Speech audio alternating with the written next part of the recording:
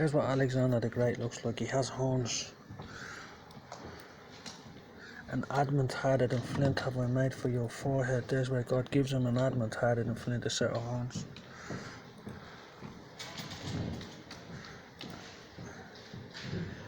And I've made thy face strong, so the strong refuge, the hiding place.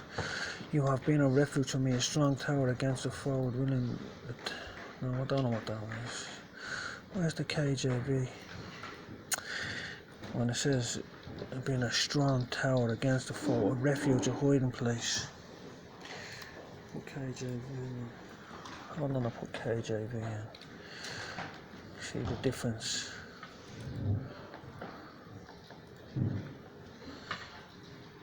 KJV.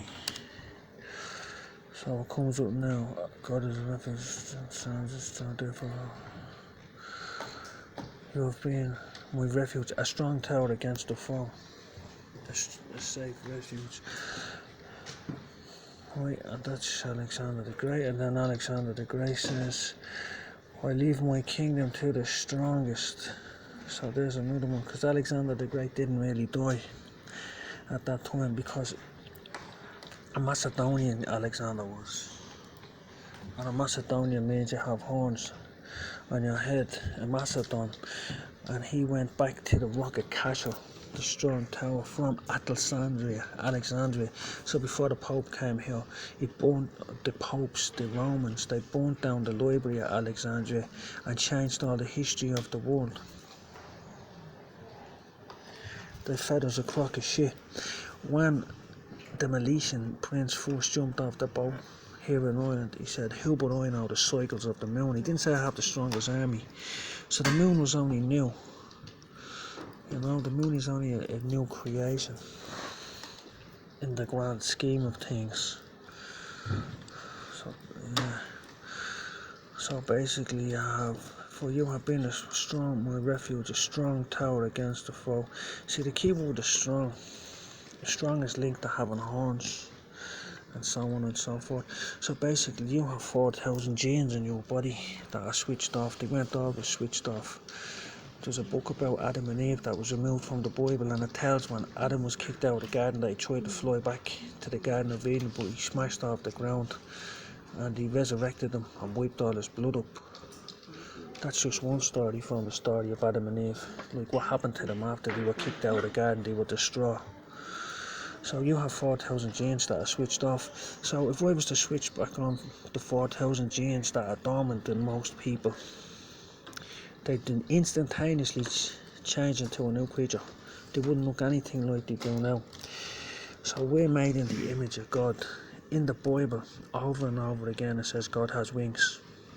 Over and over again, he says he has wings. So there's talk of Jesus going into the tomb, changing into something new, frightening the shit out of everyone when he came out because they didn't recognise him, and then flying up to heaven. Or flying away anyway. So that's how you get back to the Garden of Eden. So if you become a new creature in Christ in the last day, Jesus will just instantaneously change it. Those 4,000 genes that are switched off, then switch back on, you'll get your vapor. See, look, this is what Alexander looks a bit like. This is a bee. He has antennas, look.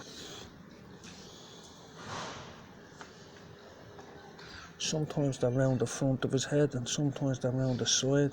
So these things that are moving around, they appear to be prehensile. They can move around his nut.